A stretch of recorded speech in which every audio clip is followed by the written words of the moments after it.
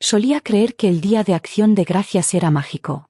No importaba cuán pequeño fuera nuestro apartamento, ni cuán ajustado estuviera mi salario, ese único día al año siempre se sentía más grande que nuestras preocupaciones. En aquel entonces, éramos solo Ana y yo. Trabajaba en 2 empleos, limpiando oficinas al amanecer y sirviendo mesas por la noche, pero cada día de Acción de Gracias, me aseguraba de que nuestra pequeña cocina se convirtiera en un festín. Comenzaba el día temprano, con las ventanas empañadas mientras horneaba un pastel de calabaza desde cero.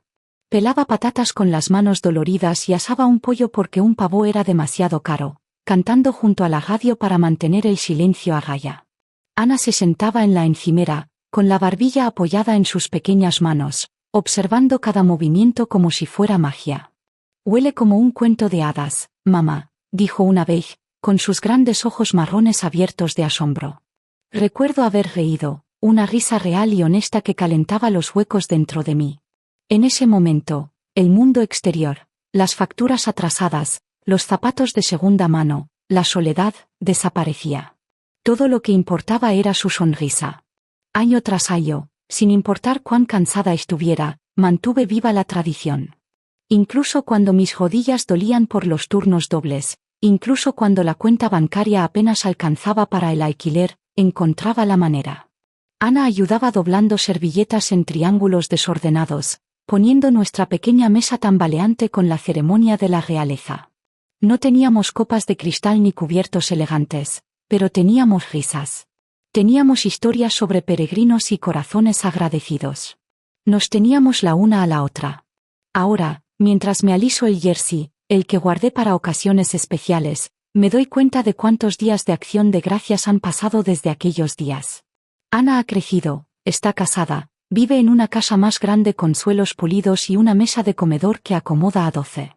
Tiene la vida que siempre deseé para ella, una vida libre de contar céntimos y remendar sueños. Me invitó este año. Su primera vez organizando el Día de Acción de Gracias como esposa, en su nuevo hogar. Preparé un tarro de salsa de arándanos casera, como en los viejos tiempos, envuelto cuidadosamente en una servilleta para que no se rompiera. Debería sentirme orgullosa. Debería estar encantada.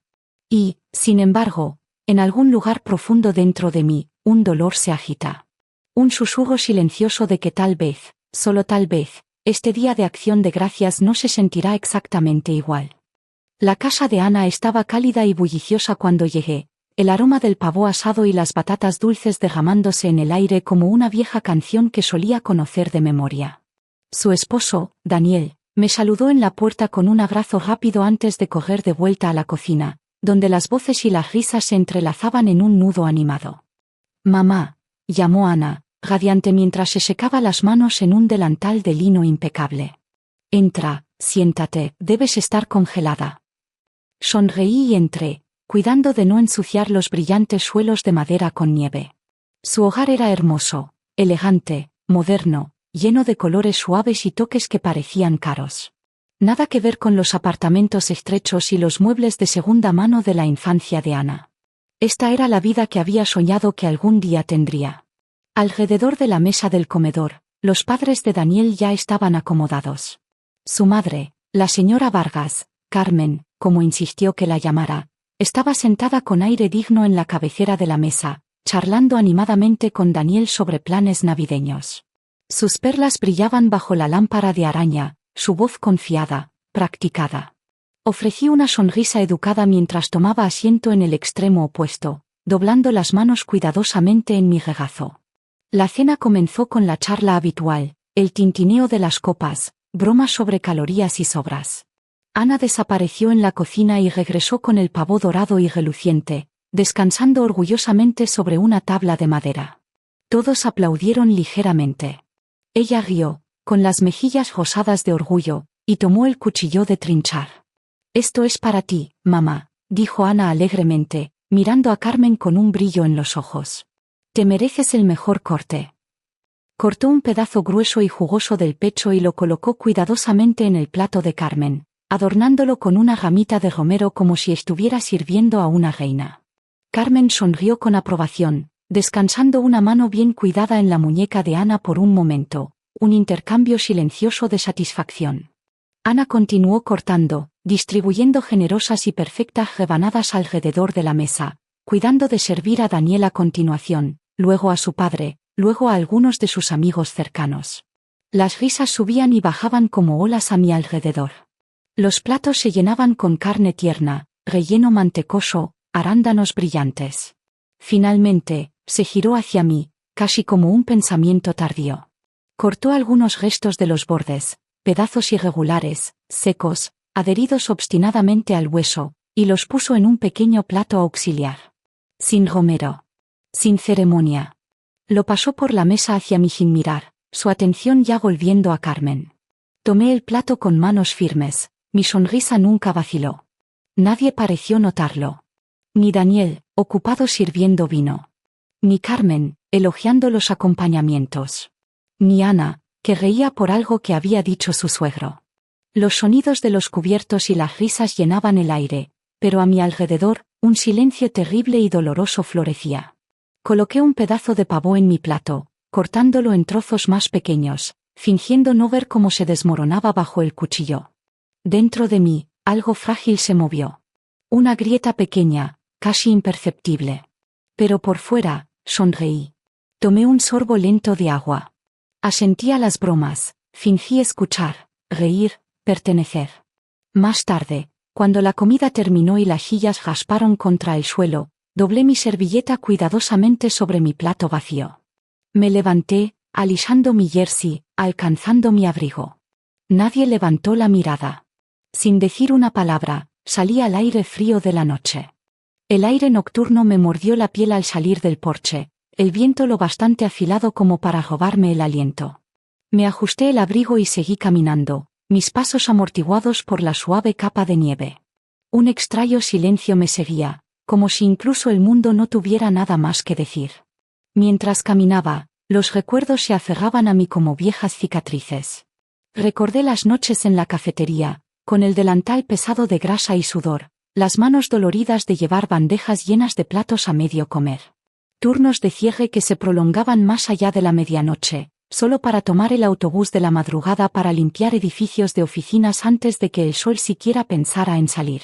Hubo inviernos en los que usé el mismo abrigo durante 3 años seguidos, remendando las costuras con dedos temblorosos porque Ana necesitaba una chaqueta de invierno adecuada, algo lo bastante cálido para el frío cortante. Recordé el año en que cumplió 16 y soñaba con una fiesta de quinceañera como las chicas de su escuela.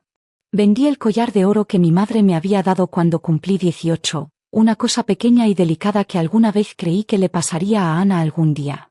Compró suficientes globos y alquiló un pequeño salón en el centro.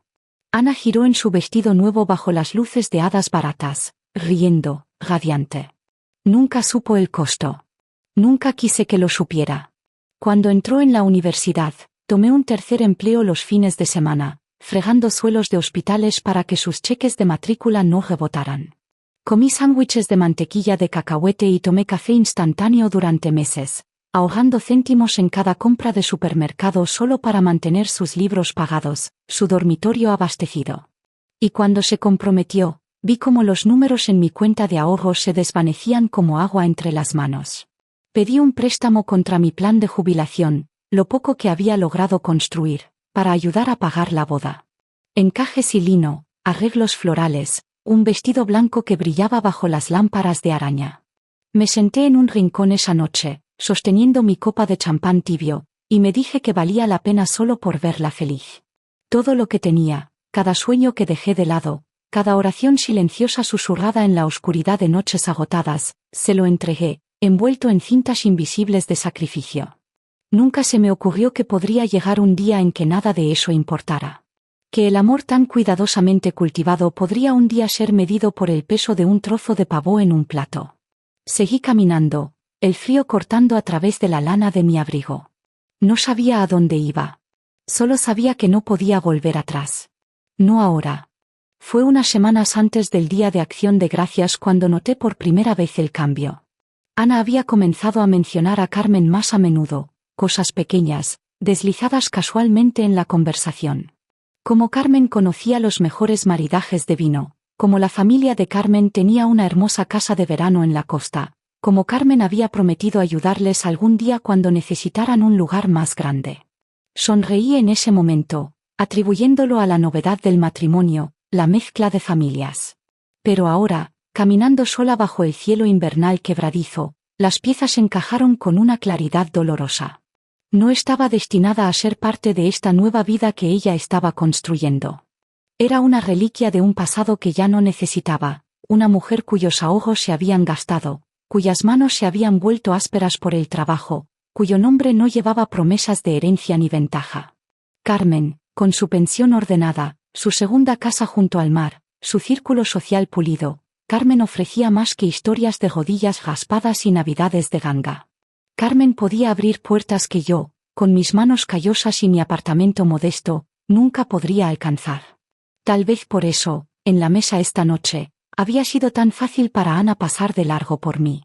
Cortar el mejor trozo para alguien que aún podía ofrecerle algo.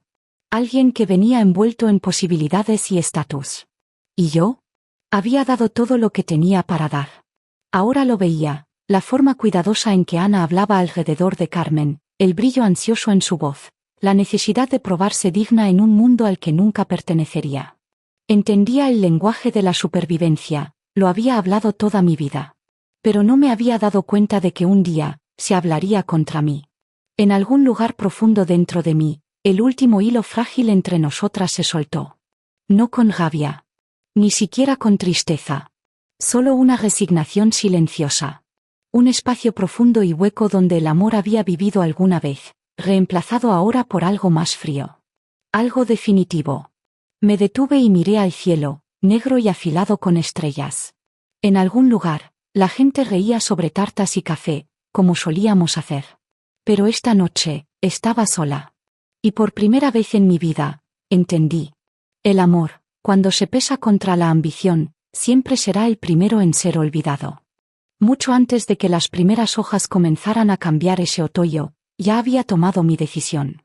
Fue una mañana como cualquier otra, fresca, gris, del tipo que olía vagamente a tierra húmeda y cambio por venir, cuando me senté en mi vieja mesa de cocina y firmé los papeles. Mi pequeña casa, la que Ana había dado sus primeros pasos en un suelo de linóleo agrietado, la de los cumpleaños celebrados con pasteles torcidos y velas de segunda mano, ya no sería mía. La había vendido. No porque lo necesitara. No porque me obligaran. Porque en algún lugar, en la parte obstinada de mí que aún sabía mi propio valor, me di cuenta de que merecía elegir cómo terminaba mi historia. El dinero de la venta estaba seguro, guardado fuera de alcance. No en una cuenta de ahorro simple, no envuelto con nombres que no eran míos. Me había reunido con una mujer tranquila y seria en una oficina iluminada por el sol en el centro, donde creamos una pequeña fundación, modesta pero sólida, dedicada a mujeres como yo. Mujeres que habían trabajado hasta desgastar sus dedos criando a otros. Mujeres que habían sobrevivido a la utilidad a los ojos de sus familias. Mujeres que, contra todo pronóstico, aún se atrevían a soñar con nuevos comienzos. El papeleo fue simple. Limpio. Definitivo. El nombre de mi hija no apareció ni una vez. Nunca se trató de venganza. Se trataba de reconocer finalmente la verdad. Mis sacrificios habían sido mi elección, no mi deuda. Sentada allí, mientras la abogada cerraba el bolígrafo y me daba la mano, no sentía arrepentimiento. Sentí algo más tranquilo, más fuerte, como si se hubiera abierto una ventana después de años de respirar aire viciado. Cuando Ana viniera buscando, ya fuera el próximo año, o dentro de 10, no habría casa esperando para ser transferida. No habría herencia para reclamar. Solo habría recuerdos. Y esos, ya los había entregado el momento en que ella miró más allá de mí esta noche en su mesa de cena. Mientras metía mis manos enguantadas en los bolsillos y caminaba más profundamente en la noche, una pequeña, casi imperceptible sonrisa tiró de las comisuras de mi boca. Ella había elegido su futuro. Y silenciosamente, sin ceremonia. Yo había elegido el mío. La puerta principal se cerró detrás de mí con un sonido tan suave que podría no haber sido nada. Nadie llamó tras de mí. No hubo pasos apresurados por el pasillo. Ninguna voz rompió el cálido resplandor de la casa para preguntar a dónde iba. Me quedé un momento en el porche, el frío filtrándose rápidamente en el cuero fino de mis zapatos. Mi aliento se elevaba en delicadas nubes frente a mí, como si la noche misma intentara susurrar algo que ya sabía. Me ajusté el abrigo y comencé a bajar por el camino de entrada, un paso lento y firme tras otro. No había ira ardiendo en mi pecho. Ningún impulso de girar, de exigir explicaciones o disculpas. ¿De qué serviría? Algunas distancias ya no podían cruzarse con palabras. No necesitaba una escena. No necesitaba voces elevadas, puertas golpeadas, ni el pesado silencio de personas demasiado avergonzadas para hablar. Solo necesitaba esto, la certeza silenciosa de que había terminado de esperar en mesas donde mi presencia era apenas tolerada. La nieve había comenzado a caer, suave y lenta, cubriendo el mundo con una luz pálida y perdonadora. Se adhería a los bordes de las aceras, atrapada en las ramas vacías de los árboles dormidos. El pueblo estaba en silencio, salvo por el leve resplandor de las luces del porche y el zumbido distante de un televisor detrás de la puerta cerrada de alguien más. Caminé con la cabeza en alto, sintiendo como el peso de los años se desvanecía con cada paso. Los años que pasé tragando decepciones, sonriendo a pesar del dolor, doblándome más y más pequeña solo para encajar en lugares donde se suponía que vivía el amor. Esta noche, me desplegué. Esta noche, entré en el frío con nada en los bolsillos más que mi propio nombre, y de alguna manera, eso fue suficiente. Al acercarme al final de la calle, miré hacia atrás una vez, brevemente. A través de la ventana escarchada, apenas podía distinguir el comedor. Las perlas relucientes de Carmen. La sonrisa fácil de Ana. El parpadeo bajo de las velas bañando a todos en una suave luz dorada. Una escena de perfecta calidez navideña, una que sería fotografiada, publicada, recordada. Y, sin embargo, en algún lugar en el corazón de todo, sabía. Había un lugar vacío en la mesa, incluso si nadie lo notaba. Me giré, la nieve besando mis mejillas como una vieja amiga, y seguí caminando en la noche silenciosa. Eligiendo, por primera vez en mucho tiempo, a mí misma. El invierno dio paso a la primavera antes de que volviera a saber de Ana. Al principio, fueron solo algunos mensajes, cosas cortas, cautelosas. Hola, mamá. Espero que estés bien. Unas semanas después, otro, pensando en ti, ¿quedamos pronto? No respondí. No porque estuviera enfadada, sino porque sabía que la verdadera razón llegaría pronto. No pasó mucho tiempo antes de que llegara la llamada. Mamá, la voz de Ana vaciló entre una alegría forzada y algo más delgado, más desesperado. Te echo de menos. Quise llamarte antes, pero la vida ha sido una locura. Hizo una pausa, esperando que la rescatara del silencio. No lo hice.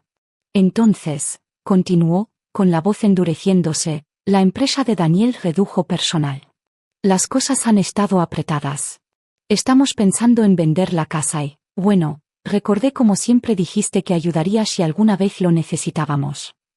Ahí estaba. No exactamente una petición. No exactamente una disculpa. Solo una semilla cuidadosamente colocada, esperando que la regara. Escuché, trazando mi dedo sobre el borde de mi taza de té. En algún lugar profundo dentro de mí, sentí que el viejo reflejo se agitaba, el que quería arreglar, proteger, sacrificar. Surgió como un instinto, un músculo demasiado acostumbrado a ser estirado hasta el límite. Pero pasó. Lamento escuchar eso, dije simplemente, mi voz tranquila, incluso cálida. Pero no estoy en posición de ayudar. Hubo un instante de silencio atónito. Luego una risa rápida, nerviosa. Oh, por supuesto. No quería decir. Tropezó con las palabras, la máscara agrietándose lo suficiente para revelar el miedo debajo. La dejé titubear. Ya no llené el silencio por ella. Espero que las cosas salgan bien para ti, dije suavemente, sintiéndolo. Realmente lo deseo. Y lo decía en serio, también. Le deseaba paz, éxito, incluso alegría. Pero ya no deseaba pagar el precio por ello. Terminamos la llamada con despedidas incómodas y educadas. Sin promesas. Sin vernos pronto. Después, me quedé junto a la ventana, viendo cómo la luz pálida de la tarde se derramaba por mi pequeño salón. Llenaba el espacio con una calidez silenciosa que había construido para mí misma, sin necesidad de mendigar un lugar en la vida de alguien más. Había amado a Ana con todo lo que tenía, desde que podía recordar. Pero a veces, el amor no era suficiente para mantenerte entera. A veces, lo más amable que podías hacer por ambas era finalmente dejar ir. Cuando el verano maduró en un otoño temprano, empaqué mi pequeño apartamento y me mudé a un pequeño pueblo costero a 2 horas al sur. Un lugar donde las calles olían a sal y pan fresco, y cada noche el cielo se derramaba en oro y carmesí sobre el agua. Encontré una modesta cabaña a pocas manzanas de la costa, nada grandioso, solo 2 dormitorios, un columpio en el porche que crujía y un jardín lleno de lavanda silvestre. Me quedaba perfectamente. Silenciosa, sin prisas, una esquina del mundo donde nadie esperaba nada de mí más que simplemente ser. En el centro comunitario, me inscribí en una clase de arte por un capricho. No había pintado desde el instituto, pero en el momento en que el pincel tocó el lienzo, algo dentro de mí suspiró despierto. La mayoría de las otras en la clase eran mujeres como yo, con canas, obstinadas, bellamente inacabadas. Estaba Magda, que había sobrevivido al cáncer y estaba aprendiendo a dibujar pájaros. Ruth, que había criado a 5 hijos y finalmente pintaba sus propios sueños en lienzos en lugar de ayudar a otros a construir los suyos. Reíamos, derramábamos pintura, contábamos historias entre pinceladas. Historias reales, desordenadas y hermosas. A nadie le importaba de dónde venías. Solo a dónde ibas después. Cuando llegó de nuevo el Día de Acción de Gracias, no lo pasé sola. Organicé una pequeña cena en el salón comunitario, poniendo carteles pintados a mano que simplemente decían: todos bienvenidos. Hombres mayores sin hijos. Mujeres cuyas familias se habían alejado o las habían olvidado. Extraños, realmente. Pero al final de la noche, estaban brindando, pasando panecillos, riendo sobre pastel de calabaza como si nos conociéramos de siempre. Me quedé en la cabecera de la larga mesa, viendo cómo la luz danzaba sobre rostros marcados por el tiempo, por la pérdida, por la resiliencia. Nadie esperaba ser servido primero.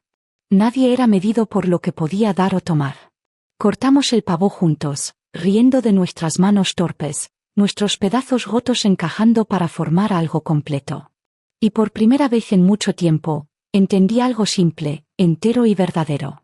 La familia no siempre es la gente con la que naces. A veces, la familia es la mesa que eliges construir tú misma.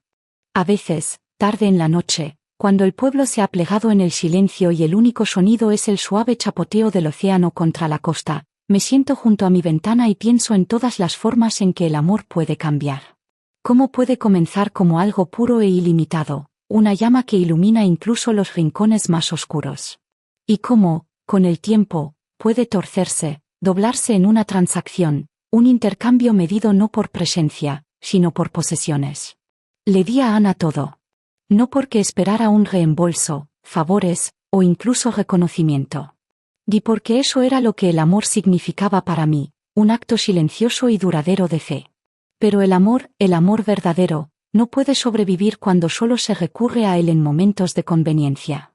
Cuando solo se honra cuando sirve a un propósito. Cuando se pesa contra cuentas bancarias y líneas de propiedad. El amor verdadero valora la presencia. Valora los pequeños momentos invisibles, las rodillas raspadas vendadas sin quejas, los cumpleaños ahorrados en billetes arrugados, la forma en que una madre se pliega más pequeña solo para darle a su hija espacio para crecer. No pregunta qué tienes para ofrecer. Solo pide que estés presente. El mundo no siempre recompensa ese tipo de amor. A veces, lo olvida. A veces, lo reemplaza. A veces, te entrega un plato de restos y espera que sonrías. Y está bien. Porque el amor verdadero, no necesita ser recompensado. Pero tampoco tiene que quedarse donde ya no se ve. Lo aprendí de la manera difícil. Y estoy agradecida por ello. Estos días, mi vida está cosida con cosas más simples, paseos matutinos junto al mar, pinturas desordenadas que me hacen reír, cenas llenas de extraños que se convirtieron en familia porque nos elegimos libremente. No hay un reloj de oro esperándome al final de este camino. No hay herencia para repartir, ningún libro de cuentas final para equilibrar. Solo una vida vivida honestamente, plenamente, finalmente, en mis propios términos. Y si hay algo que dejar, algo digno de pasar, es esto. Una madre puede darlo todo. Pero ninguna madre debería ser amada solo cuando es conveniente. El amor verdadero, el amor real, no se construye sobre lo que dejas atrás. Se construye sobre quien se queda cuando no queda nada por tomar.